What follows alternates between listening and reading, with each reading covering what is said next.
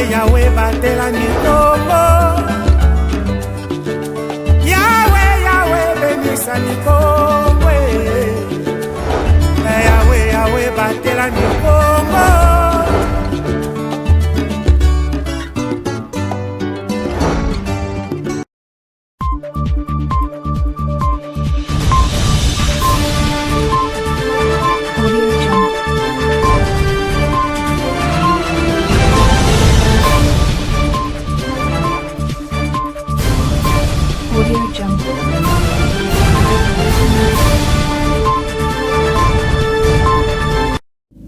Ça a toujours été un plaisir d'être avec vous dans le cadre de notre session d'information. Mesdames et messieurs, vous avez fait le bon choix de nous suivre. Soyez le bienvenu. Dans un communiqué officiel numéro 034/2024 rendu public le 13 décembre de l'année en cours, le maire de la ville de Matadi, Dominique Kodia Mbete, donne un moratoire de 2 semaines à dater du lundi 16 de l'année, même aux vendeurs et vendeuses installés le long de la chaussée de la ville, occupant même le rigole des caniveaux de eau, d'évacuer ces espaces. Notons que pour l'autorité urbaine, ces occupations anarchiques sont à la base des inondations et autres dégâts. Nous vous convions de suivre ces reportages de Reg Elengesa et Bienvenue Choni qui se sont rendus sur place ce mercredi 18 octobre 2024. C'est à travers un communiqué officiel numéro 034/2024 du 13 décembre 2024 que le maire de la ville de Matadi, Dominique Kodia Mbete, a porté à la connaissance de la population de sa juridiction en général et aux vendeurs et vendeuses installés le long des grandes artères de la ville, occupant même le rigole de canalisation d'eau qui donne comme conséquence les débordements de eau, provoquant ainsi les éboulements, inondations et autres, qu'un moratoire de 2 semaines à dater du lundi 16 décembre 2024 est accordé à ces derniers pour libérer ces espaces. Un message reçu mais contesté par plusieurs. Quelques vendeuses trouvées sur les longs de la chaussée ce mercredi 18 décembre 2024 à la hauteur de l'arrêt tour de contrôle situé à Kikanda au quartier Villebasse dans la commune de Matadi sollicitent une autre alternative auprès de l'autorité.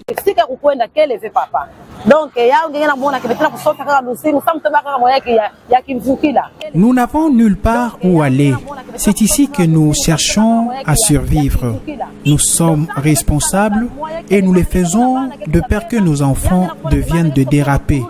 C'est ici que nous trouvons à manger et payons le frais de scolarité pour nos enfants.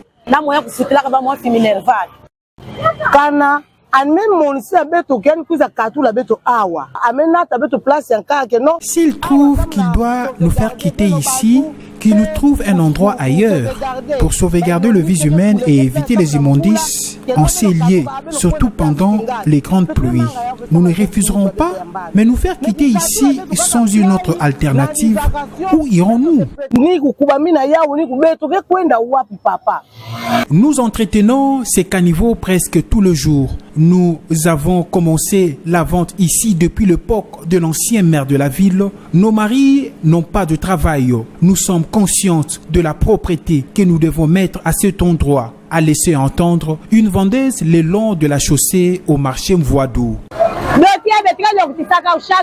Ces immondices, nous l'entretenons tous les jours. Ici, les eaux ne débordent pas. Si vous dites que je quitte cet endroit, comment est-ce que je vivrai? Mon mari est décédé.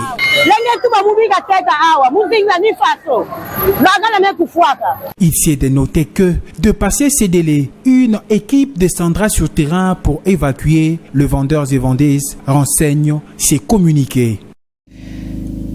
À quelques jours de fête de Noël et de Nouvel An célébrés à travers le monde entier à Matadi, chef-lieu de la province du Congo central, nos reporters ont visité quelques grands marchés de la ville ce mercredi 18 décembre 2024 pour mesurer la température de l'engouement lié à ces préparatifs. C'est un reportage encore une fois de plus de Reg Elengesa et Bienvenue Choni.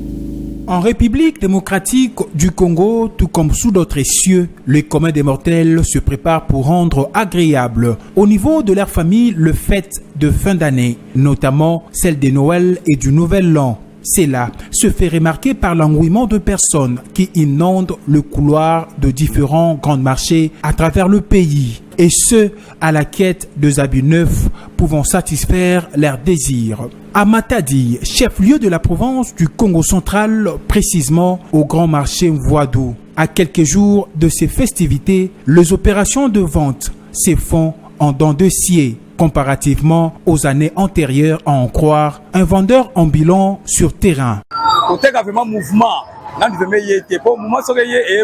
Il n'y a pas vraiment de mouvement de vente parce qu'il y a la crise. Il y a vraiment la crise. Qu'à cela ne tienne, ces derniers restent toujours optimistes. Nous attendons la semaine prochaine, peut-être qu'il y aura de la clientèle, a-t-il renchéri. Généralement, nous vendons plus à partir du 26, 27. Là, nous pouvons vendre dans de 500 et 1000 dollars. Bref, nous vendons même au-delà de nos attentes. Mais pour cette année, seul Dieu connaît. Le responsable de maisons d'habillement pour enfants sont également confiants, mais déplorent par ailleurs la pluralité de mauvaises qualités d'habits qu'on y trouve cette année. Ben, je crois bien semaine prochaine, vu que Yango est au dernier virage, je crois bien Nous croyons que, comme la semaine prochaine sera comme un virage, nous vendrons encore plus. Mais nous regrettons que cette année, il n'y a pas de vêtements de bonne qualité. Outre cela, nous vivons également l'insécurité ici dans ces marchés. Quelqu'un peut venir acheter avec les enfants, on le vole. Et comment est-ce qu'il va fêter?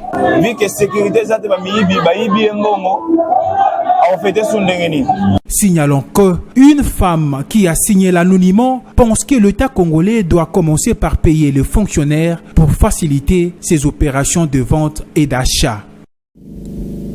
38 000 km de routes de desserte agricole seront réhabilités en 2025 sur toute l'étendue du territoire national. Annonce faite par le chef de l'État lors de son discours sur l'état de la nation.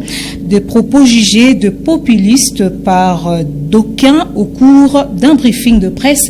Le ministre d'État en charge du développement rural, Moïndo Nzangi, a trouvé des mots justes pour rassurer l'opinion publique à l'aboutissement de ces grands projets. Suivez-le.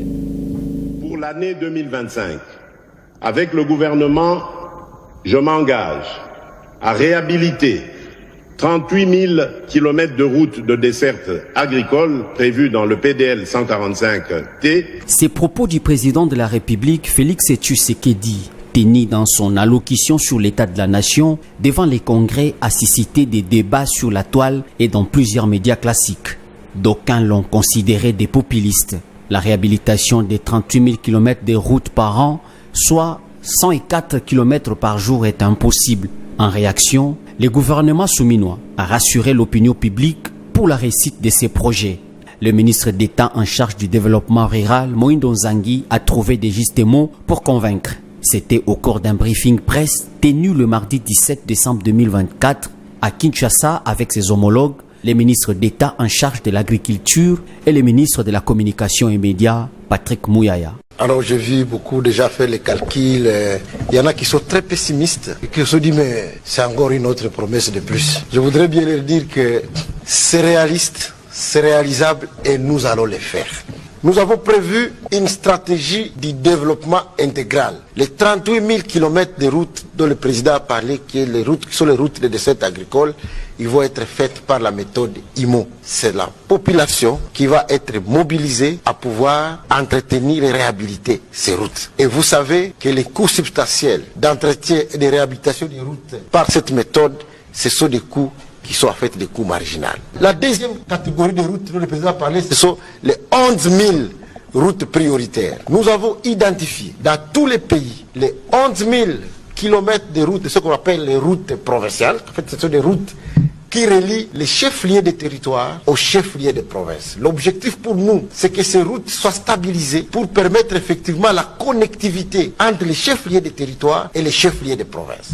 Comme ça, les routes de cette agricole qui vont être faites par la méthode IMO seront connectées à ces routes prioritaires pour permettre ici à la population d'évacuer les produits agricoles des bassins de production vers les centres de consommation. Toujours dans ce chapitre du briefing presse conjointement animé par le ministre de la Communication et Médias Patrick Mouyaya, celui en charge du développement rural Moïndo Nzangi, ainsi que le ministre de l'Agriculture, Sécurité alimentaire, l'ingénieur Grégoire Mouchal Moutande. En ce qui concerne la réalisation du gouvernement souminois, c'est lui de l'agriculture a fait l'état des lieux de son secteur. Les détails dans ces propos extraits tirés par la rédaction. Nous avons commencé d'abord par baliser les choses. Le ministère a besoin de faciliter beaucoup de services et beaucoup des appuis. Et le ministère a besoin aussi des agronomes et de tous ceux qui travaillent au sein de ce ministère, des gens qui ont la vocation. Si nous professionnalisons le ministère et nous facilitons les producteurs, je pense que nous allons atteindre les objectifs que nous avons. Je pense que c'est depuis 1960 que ce ministère est en train de tourner en rond sans faire quelque chose. Aujourd'hui, la campagne agricole que nous avons lancée, nous avons plus de 250 000 hectares que nous avons appuyé les agriculteurs avec les semences de boutures de manioc, les semences de maïs, les semences de riz, les semences de légumineuses. Donc nous avons fait beaucoup de choses. C'est la première fois que nous avons essayé, à travers ce ministère, de donner des semences dans toutes les provinces. Nous avons appuyé aussi des petits producteurs, c'est-à-dire des agri-multiplicateurs, qui produisent des semences locales avec notre service. Nous avons un service que nous appelons le SENASEM, le service national des semences qui travaille avec les agriculteurs multiplicateurs qui produisent des semences locales. Donc, nous les avons appuyés. Nous avons aussi, dans ces domaines-là, distribué autant de houes, environ 260 000 houes que nous avons distribuées au niveau national pour permettre à ce que les femmes puissent avoir une houe pour faire leurs champs. Donc, c'est un problème.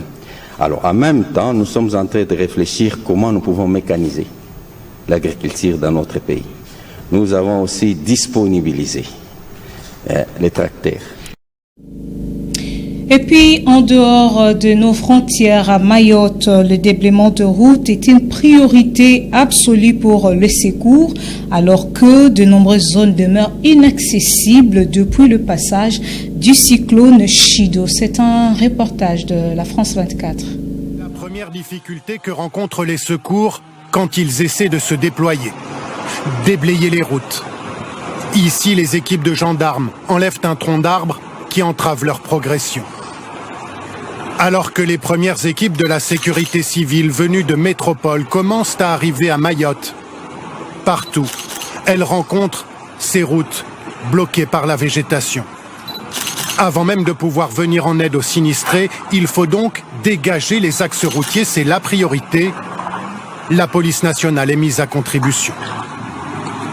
Ça fait partie du concours que la police nationale apporte, effectivement, par les moyens du bord, c'est-à-dire des tronçonneuses, des scies, dès lors qu'ils le trouvent. Toutes les forces sur place, tous les effectifs seront mobilisés avec solidarité pour participer et concourir à ce déblaiement des axes. Dans ce contexte, nombreux sont les habitants qui restent livrés à eux-mêmes. C'est le cas ici, dans le quartier de l'Abattoir, en Petite Terre. Les habitants ont tout perdu, sans eau ni électricité. Ils n'ont pas attendu l'arrivée de l'aide pour commencer à reconstruire. Là, déjà, on ne voit rien du tout. On attend toujours. C'est ça le souci. Mais tant qu'on attend, on avance en attendant, on avance. C'est ça. On lâche rien. On est solidaires. Une solidarité entre les habitants en attendant l'arrivée des secours. Il faudra des jours avant que l'aide ne puisse accéder aux zones les plus isolées de l'archipel. C'en est complètement fini, cette édition du journal. Mesdames et messieurs, merci à vous de nous avoir suivis. Le programme continue sur votre chaîne. Au revoir.